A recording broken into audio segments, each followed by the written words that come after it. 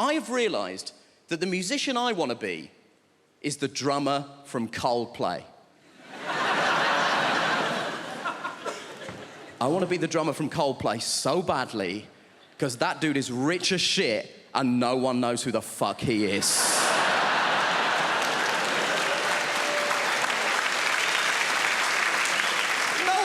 Who the drummer from Coldplay is. He could be here and no one would know. It could be you, it could be you, it could be you.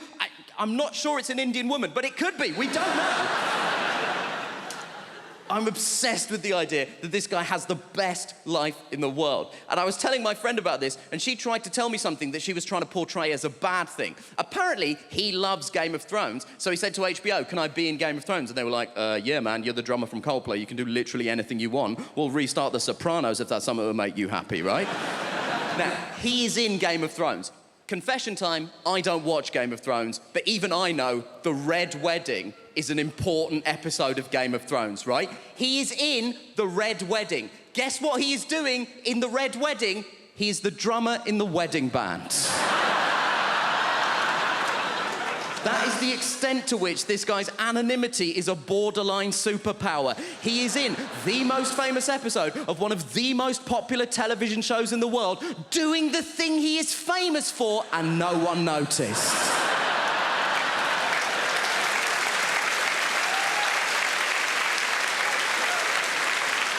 That is Kaiser Soze shit. And my friend was telling me that she read a supposedly embarrassing story that one of the actors told. One of the actors said that when they were shooting The Red Wedding, he was making small talk with the extras, and he got round to the drummer from Coldplay and said, "Are you a full-time extra?" And the guy was like, "No, I'm a musician." So he said, to the drummer from Coldplay, "Have you played on anything I might have heard of?" To which the drummer from Coldplay was presumably like, have you heard of All Music? Because I'm basically the drummer on All Music. And my friend tried to tell me this, like this was a sad thing. She was like, oh, this guy's in Coldplay, but no one knows that he's in Coldplay. Isn't that sad? No. Because the problem with being in Coldplay is that people hate Coldplay. People hate Coldplay so much. And the people who hate Coldplay don't say things like, oh, it's not to my taste. They say things like this, I hate Coldplay! But what you mean when you say that is, I hate Chris Martin. No one is angry with the drummer from Coldplay. No one has ever been like, oh, the drummer from Coldplay! My life! And I know what you're thinking. You're thinking, Nish, why are you so obsessed with the drummer from Coldplay? There's two other people in that band. We don't know anything about them either. And you know what? You're right. There's a guitar player and a bassist in Coldplay. I wouldn't know them even if they were here. I assume it's you two, but only because they sat next to her and I spoke to her already. That's all I've got to go on at this point. They have the exact same life as the drummer, because I did a bit of research into this. Turns out Coldplay are one of those bands where they split the royalties equally. So they have the exact same life as the drummer, apart from one detail. They have the exact same life as the drummer. They have the same level of wealth, access, and anonymity. But crucially, the drummer is sat down.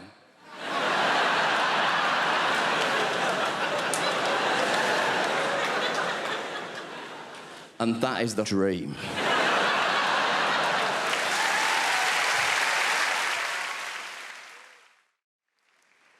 All of the parenting stresses me out, all of it. Like right from the beginning, when you're pregnant, you've got to think of a name for your kid. You're like, right, we're going to have to name it. That's tradition. Going to have to give it a name.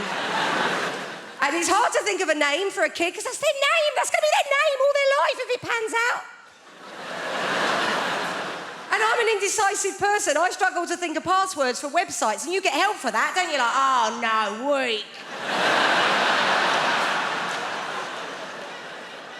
And names go in and out of fashion, don't they? Some names, they can be in fashion, but they don't come back in. We all know those names. And I tell you a thing that's back in fashion now, and I find it fascinating, is virtue names, right? That is back in fashion, those virtue names. It's a sort of Victorian notion that if you name your kid after a virtue, they might live up to that virtue. But that's risky business, isn't it? That's hubris. I wouldn't risk it. You could call your son Victor. He could end up a bit of a loser. Ernest, he could become a bullshitter. Grace is an ever-popular name. I wouldn't risk it. You could call your daughter Grace. She could end up a sort of galumphing oaf. Smacking her head on low beams. Falling into crockery at dinner parties. You'd be like, oh, come on, Grace. Do your laces up, babe. Stop farting. Prudent, she'll end up lip deep in debt, won't she? Chastity. Although my son is called Frank.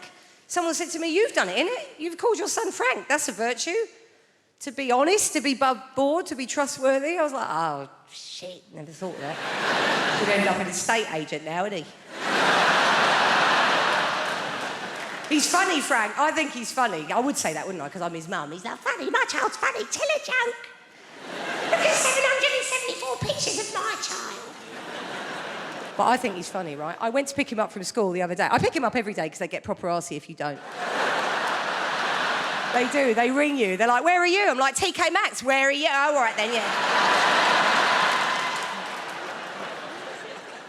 So, yes, I went to pick him up from school. And I was late, and I wasn't being very laid back that day. I was running a bit late, a bit stressed. I had my eldest with me. I had my mate's 2 kids that were coming back for tea. I thought we'd just get him and go. He's in reception. I was like, right, we'll just get off, yeah? But the teacher stopped me. She went, can you wait, actually? Can we have a quick chat? In that, you know, voice.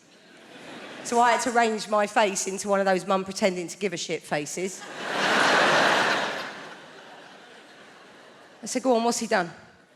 She said, do you want to tell Mummy what you did today, Frank, or shall I tell Mummy? He's got upset now. He's like, you tell Mummy. I'm like, what's he done? What? She said, look, today, Frank stuck a digit up the teaching assistant's bottom.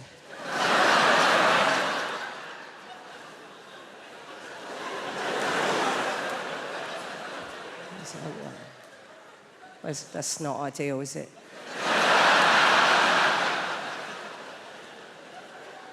It's very difficult to know what to do with your face. I was going through all the faces in my phone.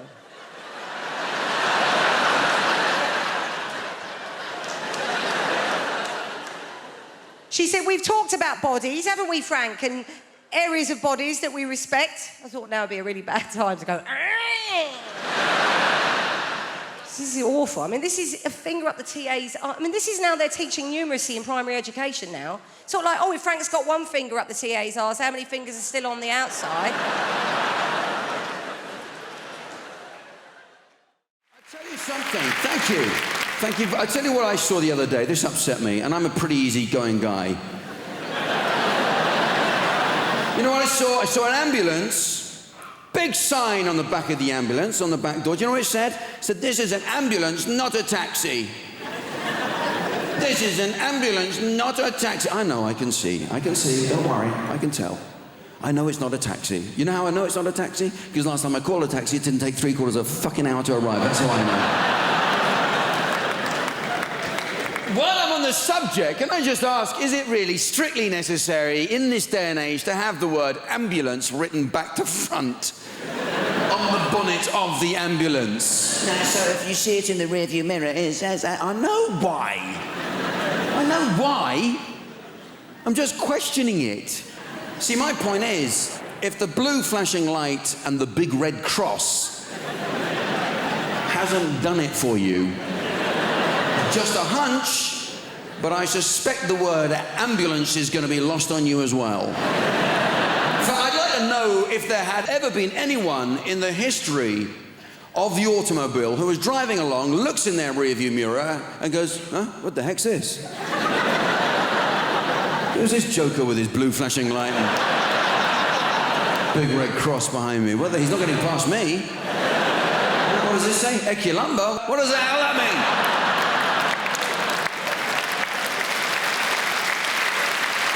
Not getting out of his way. There's some pushy Danish furniture company behind me trying to get past me. You gotta watch it. You gotta. They're all at it. I saw a fire engine. Big sign on the back of the fire engine. You know what it said? It said, "Smoke alarms save lives." I thought, yeah, more like save you the bother of getting out of bed to put the fires out, you lazy bastards. You gotta watch it. AA vans. Well, Britain's 4th emergency service. You know, only in this country could coming forth be a boast.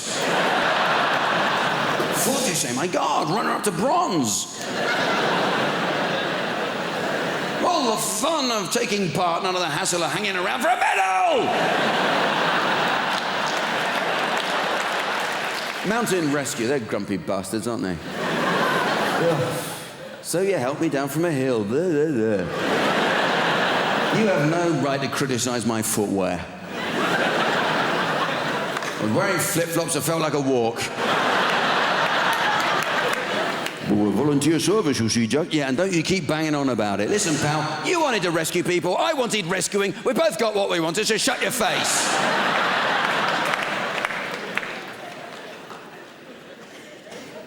That's the thing is, like, I've met some crazy people and with some crazy ideologies. One of the craziest people I met, and the funniest, were these guys called the Black Israelites. If you don't know the Black Israelites, right, it's a group of black dudes in New York, right, and they think the black man's the original Jew, right? They think the white man's the devil. I mean, look, you know, they have a point, right? And they think Jesus, right, is coming back to put white people in slavery, right? Which, look, I think is messed up. Because I think white people would make terrible slaves. Do you know what I'm saying? You know, you whip them once, they run to the manager. You know, you try and give them bread and water. Is it gluten-free? No. It's not gluten-free. I know some old white woman making my dinner and stuff like, Margaret, if you make me another shepherd's pie, I'm gonna sell your ass. Stand on his porch. Start selling people. I don't know. I get called a lot of stuff now. Especially with the internet, I get called tons of stuff. I get called racist words, and I get called racist for making jokes about white people. I just want to say my mum's white. I have one at home. She's fine. I have one. I have no issues with white people, love white people, right? But everyone calls me mad things. And I'll be honest with you, when you get called a lot of stuff, you have to have like thick skin. You can't let it bother you, because it'll just get you down if you always listen to that stuff. And it's never bothered me, except for one time. Someone said something about me, and it just really basically, someone called me middle class, and it just really... I threw my avocado on the floor. I was perturbed. I was like, Mother, take this away. I can't finish this avocado.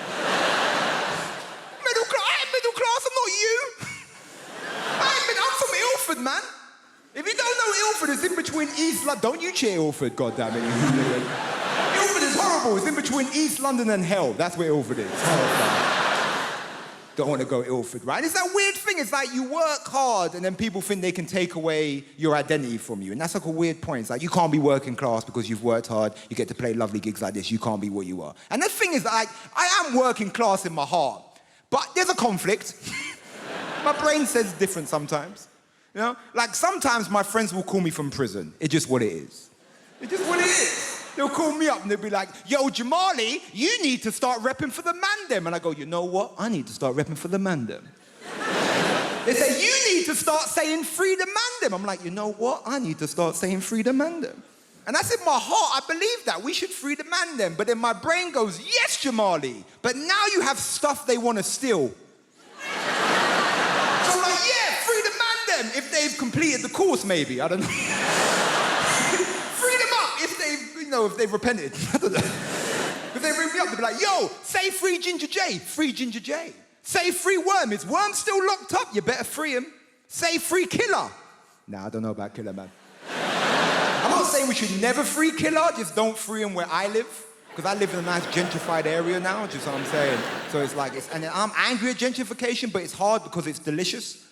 I'm drinking my latte going, oh, these hipsters, do you know? Like, so yeah, free hit Killer, but just not where I live, not in my community. Because gentrification is a weird one, because does anyone remember when London was shit? Like, Hammersmith was shit. None of you would have been able to be here. It was that bad. It was never Peckham shit. Peckham was shit. I go as far as Bethnal Green and look at Peckham through a telescope. That's as far as I go. But gentrification is a weird one because can we disagree that you see like middle-class hipsters that moved to the ghetto pre-gentrification are some of the most bravest people in the world? Only a hipster can go to the hood and go, no, I see potential. Seriously, that has done me the world of good. Thank you for that. Because I was waiting back there behind the big billboard, absolutely terrified. I'm not a natural performer. I'm not, although I have been doing this talk around the country for about 2 months now. I won't lie to you, it's not been going very well. I think the worst one was Folkestone. I have never seen an audience turn so quickly. Rushing at the stage, anger in their faces. Refund! Refund! It was horrific. I'll try and paint a picture for you. Youngsters will know what I'm talking about. Are there any youngsters in the... You can relax, sir.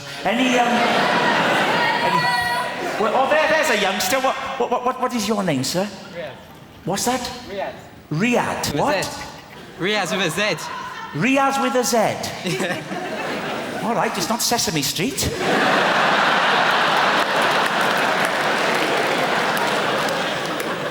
Riaz, how old are you? 18. 18? Shouldn't you be wearing a hooded top? Get out of my shopping centre! Riaz. Don't laugh at Riaz, please. You'll know what I mean, Riaz, when I talk about stage diving. Are you familiar? You won't know what I'm talking about, sir, but this is when a rock star, like a Kurt Cobain or a Duncan from Blue, they run and they leap, and you're right to be afraid, you're right to be afraid. They leap onto the audience, Riaz. It's terrifying. The audience grab hold of them and manhandle them. Turning them around like that, all over the place. Terrifying. Now, what happened at Folkestone was almost a complete reversal of that. with people just rushing at the stage. It was appalling. But I don't think we're going to have a repeat of that tonight. I don't. Because I'm already getting a lot of warmth from you. I am. To quote the great Darius Danesh, there's a lot of love in the room. There is. And a wide range. We've got Riaz with a Z. No one can take that away from you, Riaz. I wouldn't try to. You'd whip out your hooded top and you'd happy slap me into submission.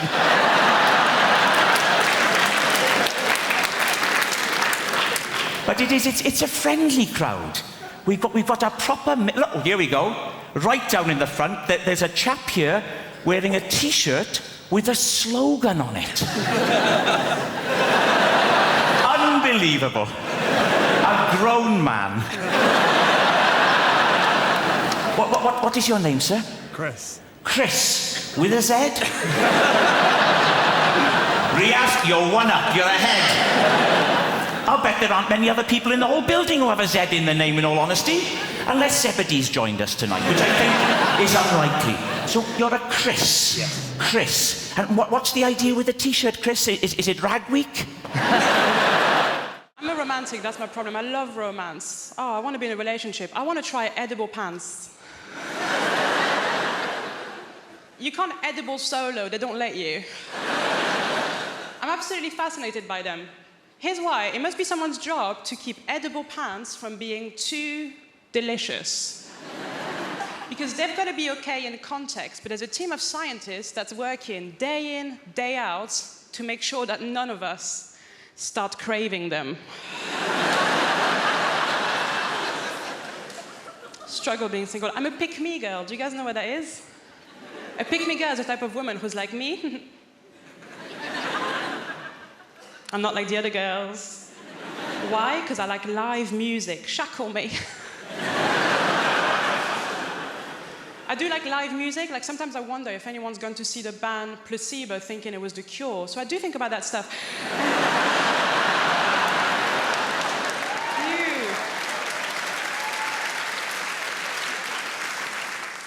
Love live music. I went to see ABBA Voyage. Have you guys seen it? ABBA Voyage, if you haven't seen it, it's incredible. It's ABBA. They've got holograms now.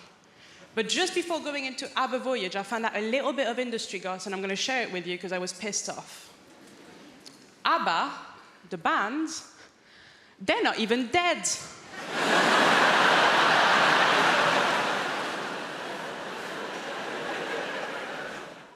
Going away with my wife, she does this thing, right? If you get her in an airport, I'm not allowed to have my own passport.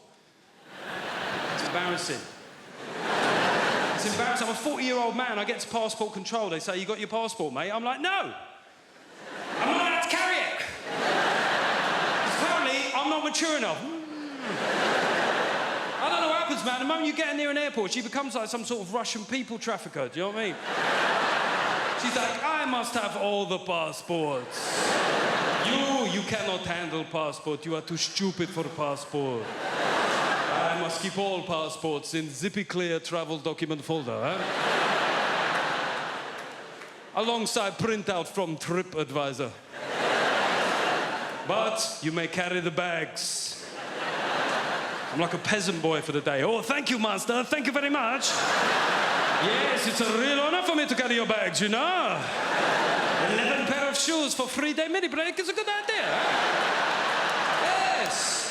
Maybe you will become a centipede while we are in Egypt. Who knows?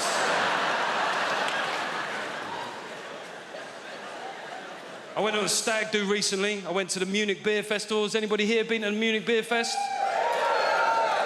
Seemingly everybody. How many days did you go for, mate?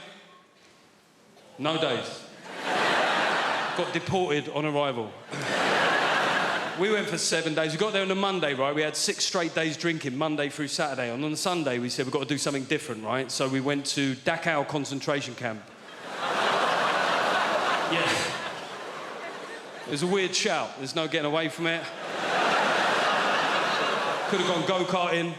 I said, no, let's do some World War II here. It took a long time to get there, and when we got there, it was shut. Now, yeah, it felt inconvenient. However, given the wider backdrop of historical suffering, I didn't necessarily think that my inconvenience was that big a deal, right? So I just thought I'll take it on the chin. But we had a mate of us called Tim, and Tim started popping off at the German security guard. He said, mate, it's a Sunday, yeah? It's a big tourist day. It's outrageous that it's shut. I said, to be fair, it's outrageous that it was ever open, you know what I mean? It's like,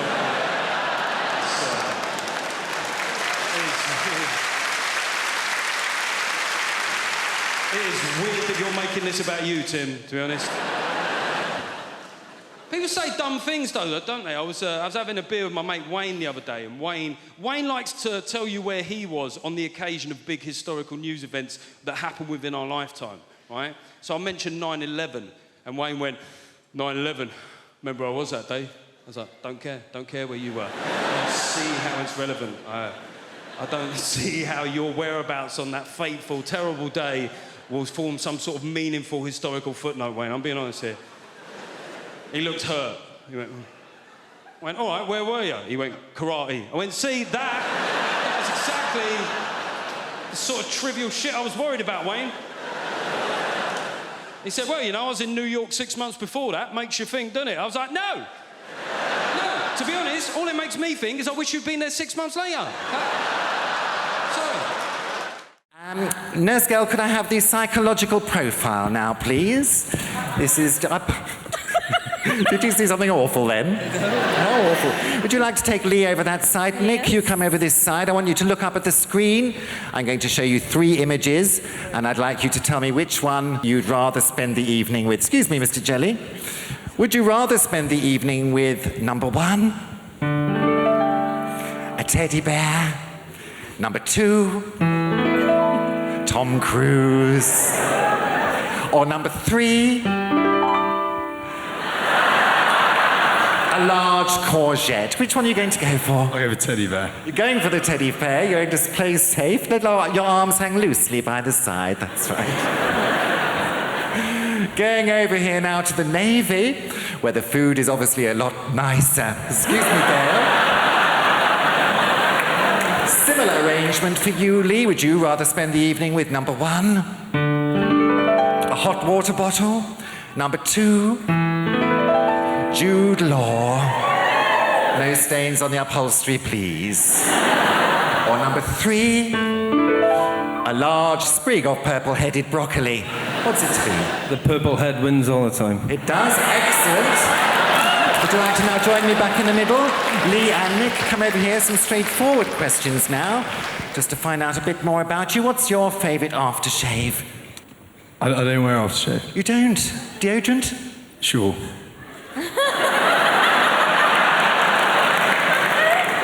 Just have a little sniff. Oh, you do smell quite fresh, Gail. Would you like to? Very sensible. No, nothing musty there at all. What's your favourite aftershave, Lee? It's brewed for me, Julian. Is it brewed? Any on this evening? Just a touch. Oh, that's lovely. Just a faint aroma there. Would you wait until you're asked, please? And finally, what's your favourite position, Nick? Doggy. Doggy style. What sort of dog do you have? Your favourite position? Reverse cowboy. Reverse cowboy. Laughing at your own jokes there. It's like you're on stage with Billy Connolly. Now then. Right, that's it. Nurse Gail, could I have the rubber glove now, please? For medical reasons, I'm obliged to conduct an internal examination. Thank you very much. Could I have the swabs at once? Here they come. All sterilised, open wide. Oh, I say. Lots of room in there, isn't there? What a waste. And Lee. There we are. Perfect. Get those under the microscope at once. Take Lee over to his screen. Nick, come over here. Let's see the results of your swab test first, please. Okay, nothing to worry about there. Just a couple of common or garden microbes. It's almost as if someone just filmed a lava lamp.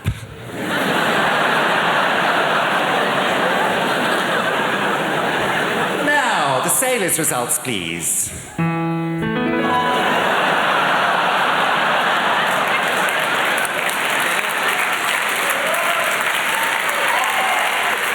Not very nice, is it? Didn't waste your evening, obviously.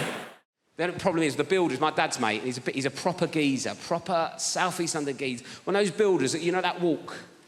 Just walks like that. His legs like he's got a pool table between his legs. And he walks like that, and also he's got those really thin jogging bottoms. You know, those like grey jogging bottoms that builders wear? I don't know where they get them from. They're so thin, and it just grabs onto anything that's there. I feel like I'm getting stared out by his knob and balls as he comes in. And sometimes it's weirder than him being naked. I don't know why. It feels more intrusive. He's like, hello, son, what we got here? I don't know. Everything's walking around like that. I reckon I could draw his knob and bollocks from memory better than mine. So he's coming like that, and I'm like, oh, God. I go, do you want a cup of tea? He goes, yeah, I'll have a cup of tea. I went, how many sugars? He went, 13. That's not a cup of tea anymore, it's a pudding. That's an Angel Delight of a tea bag, innit? 13 sugars, I'd our mate sticking it in. It's about £3 worth of sugar. He's only come round for a quote, it's already cost me. I put 14 in to test him. Give it him. He went, it's a bit sweet, isn't it? You winding me up, you know me on 13, you greedy bastard. Oh, type 2 Terry's come round and it's a bit sweet for him, is it? When are you going to do this job? I want it done before your foot comes off, all right?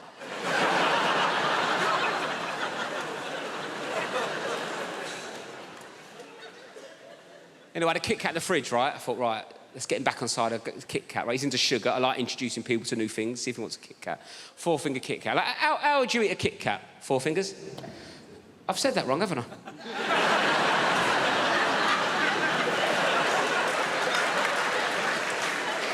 I thought you looked at me funny. Sorry, I said that like it was your name.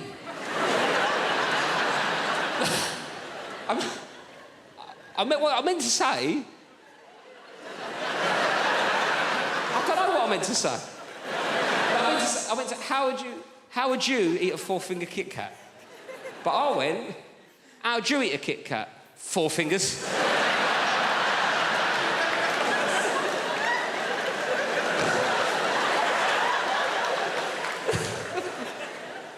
Oh, hello, Four Fingers, how's it going? Who needs funds, eh?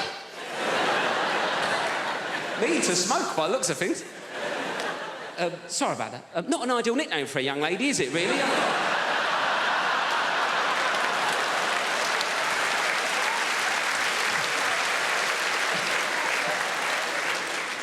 So what would you do? One finger at a time? Is that what you'd...